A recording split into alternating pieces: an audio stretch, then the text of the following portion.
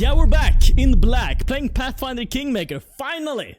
Today we're gonna talk about buffing. Now, buffing is something that I think is very important as the game progresses. And by the way, this guide, as all my guides, will be geared towards unfair difficulty. In the early game, though, I will say that it's not super important to buff stuff up, because your buffs are very, very weak.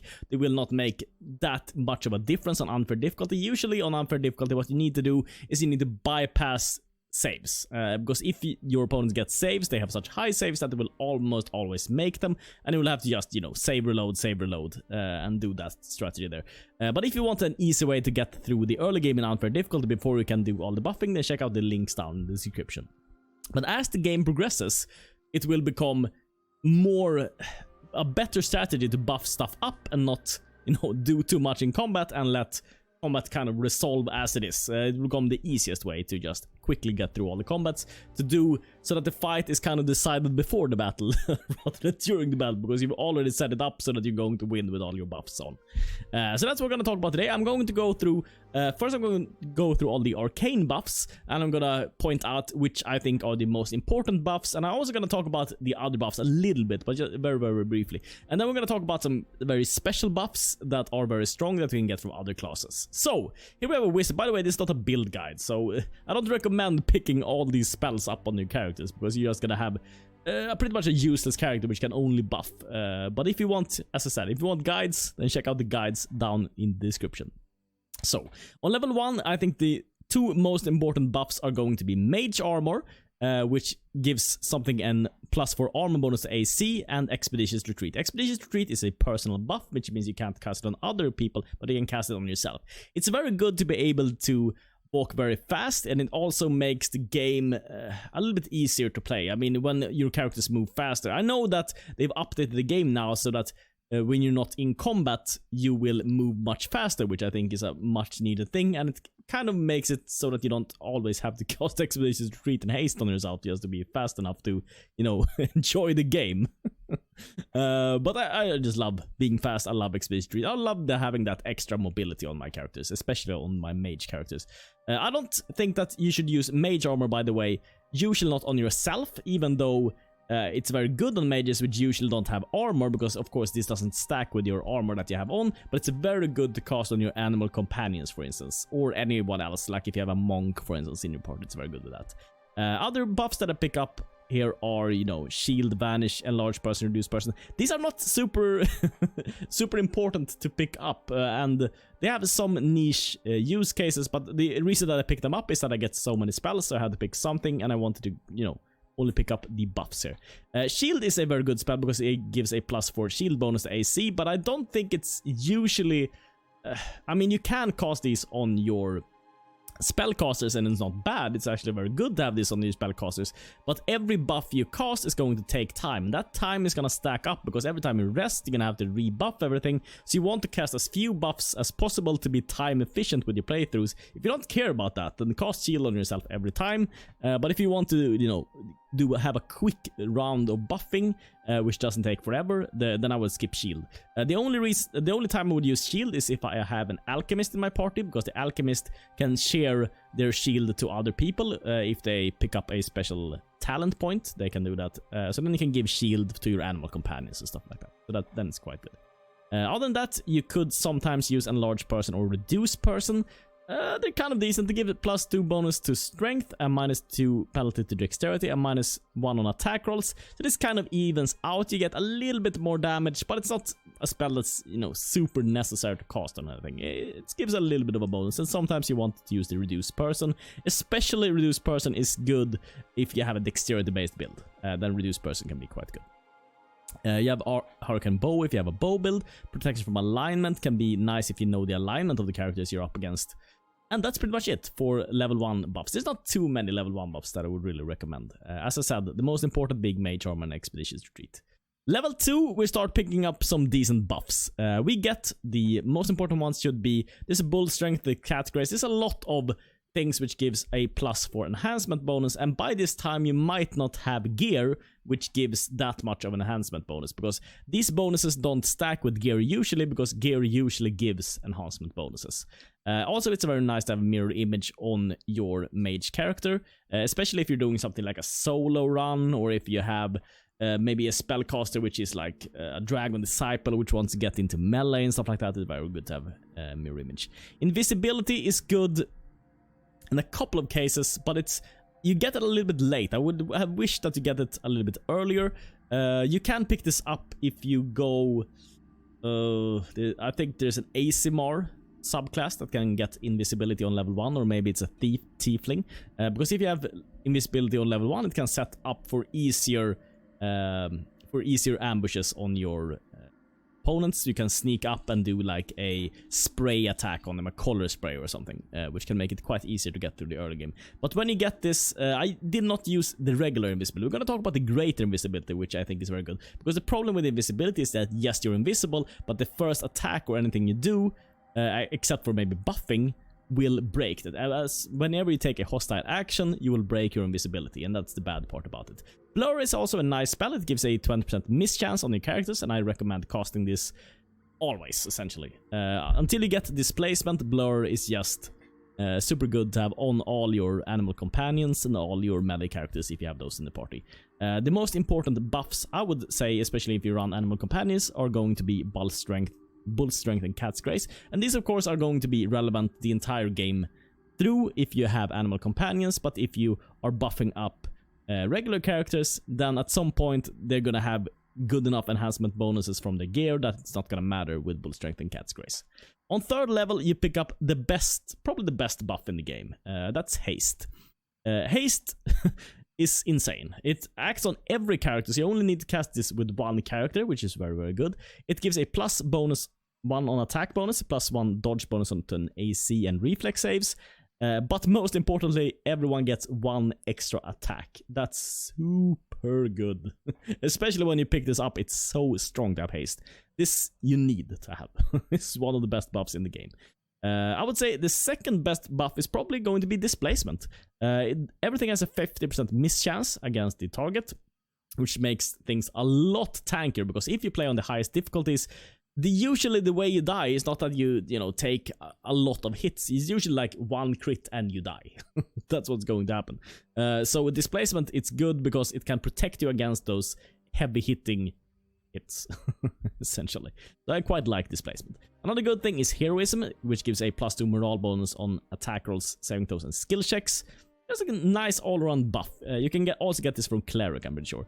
Another thing is protection from energy, which is very good, especially when you pick this up. You're going to use this to clear mostly traps, but there's some groups of enemies which are going to have like fireballs and stuff like that. By the way, with protection from energy, the most important type to be protected from is going to be fire, followed by electricity, followed by cold, followed by acid. There's not too much acid in the game. There's a lot of fire spells in the game. There's a lot of traps which cause like fireballs and stuff like that.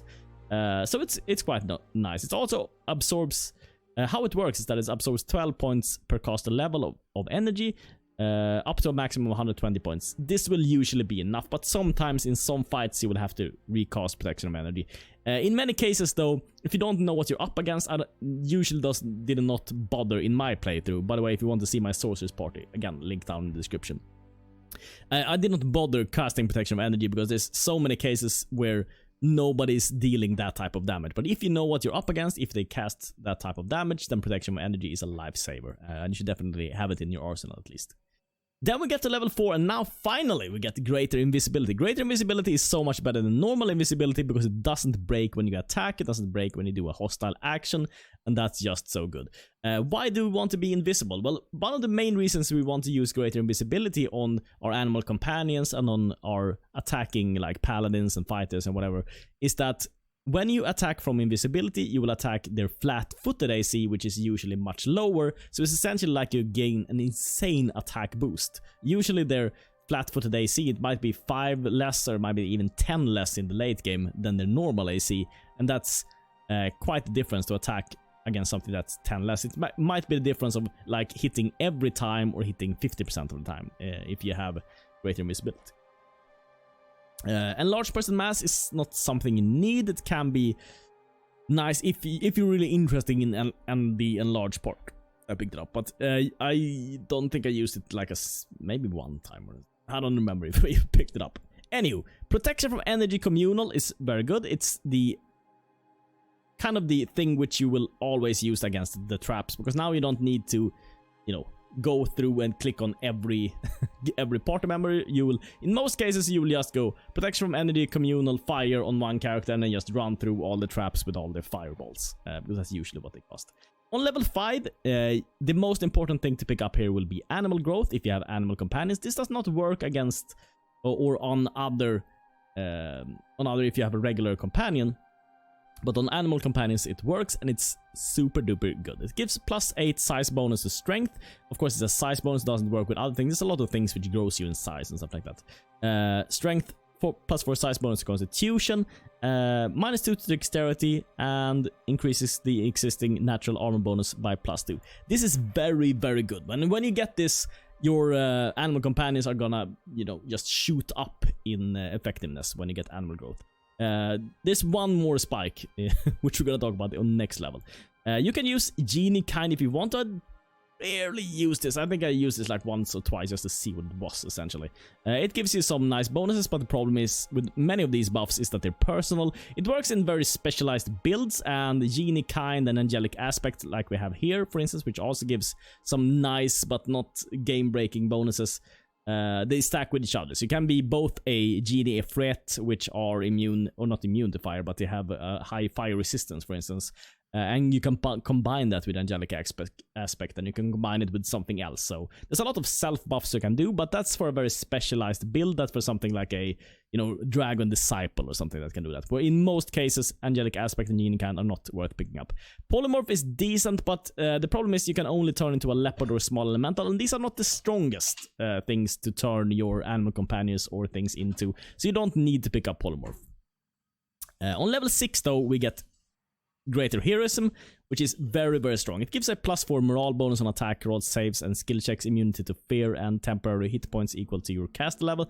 It's a very, very strong buff. Very, very strong buff. And it's also nice that it's a morale bonus, because it stacks with like most other bonuses in the game. You also get to pick up Bullet Strength Mass and Cat's Grace Mass.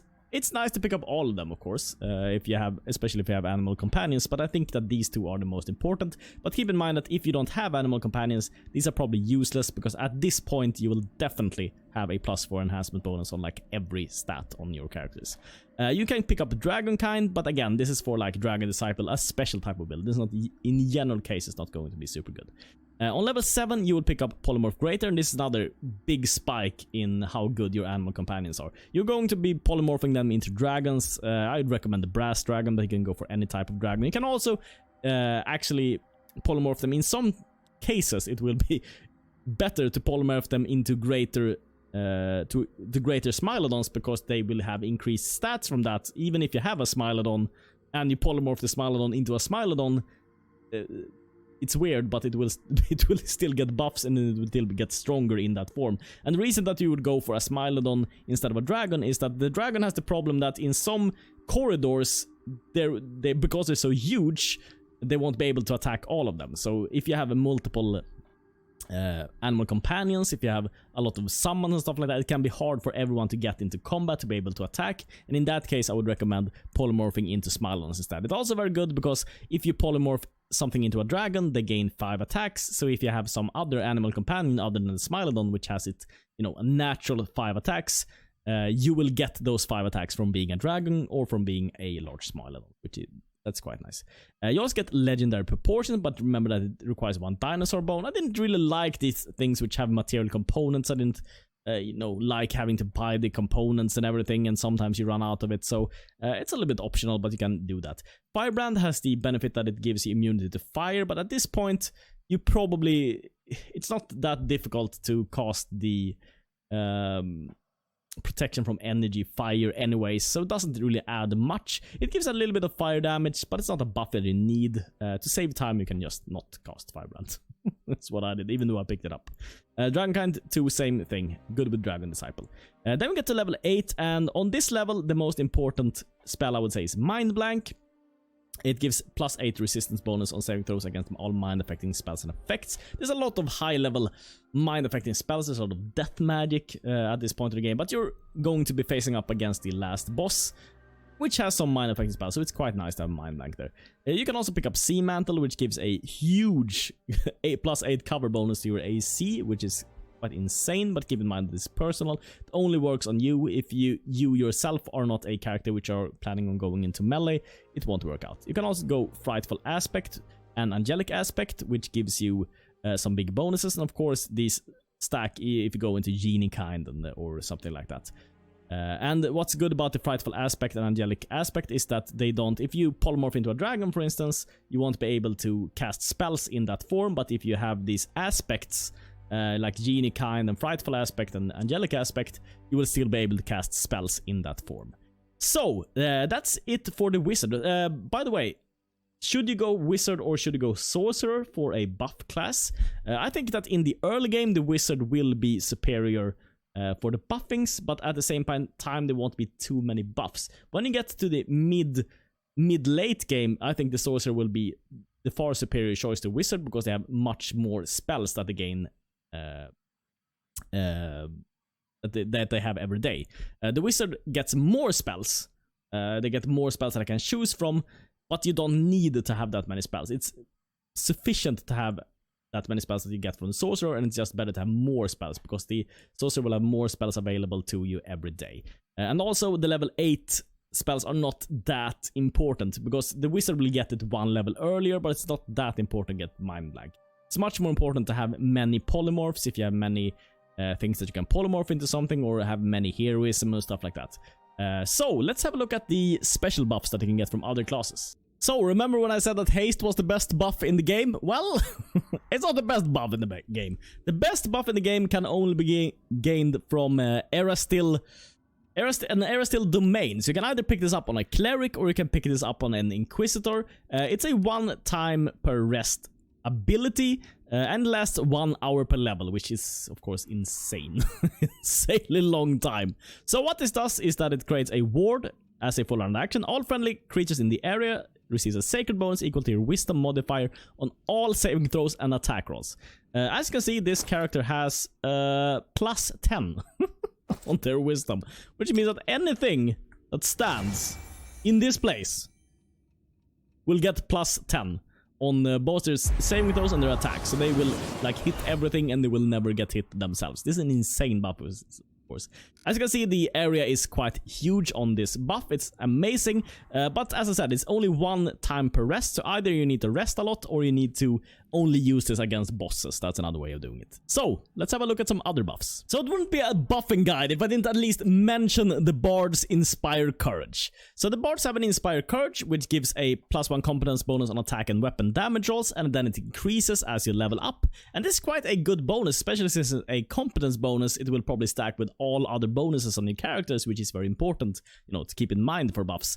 The problem is that it's based on a Bard, and the Bard is a wonky character to get to work. You can get it to work, but it's not a class I would recommend if you're new to the game, or if you're playing on the highest of difficulties. But it can be a bit of fun, and it can also be something that's very good for a skill monkey, which can relieve your other characters so that they don't have to pick up all the necessary skills, and it can be very good if you want to pass like all the skill checks in the game, stuff like that. So that's the Inspire card. You can also get the same thing from the Monk, which is an easier class to get to work, but the problem with the Monk Sensei, which can also get the same ability, is that first of all, it doesn't stack with the Bard. It's the same ability. It's a competence bonus, and also it loses some of the best class features from that class. I'm not sure that the Sensei is necessarily where you want to go to pick up Inspire Courage, even though I do like the Monk character quite a lot, even though he's a melee character. So then there's some other buffs that you can pick up here. There's buffs you can pick up from either Druid or let's see, Druid or Cleric. They have a lot of overlap between their spells, but there's some things that are unique for the Druid, some things that are unique for the Cleric. Most notably for the Druid, I would say that there's Fang and Greater Fang that you can pick up if you're running animal companions. The Cleric will most notably be able to click up Prayer, and I don't remember what it's called, Greater Prayer I think it's called.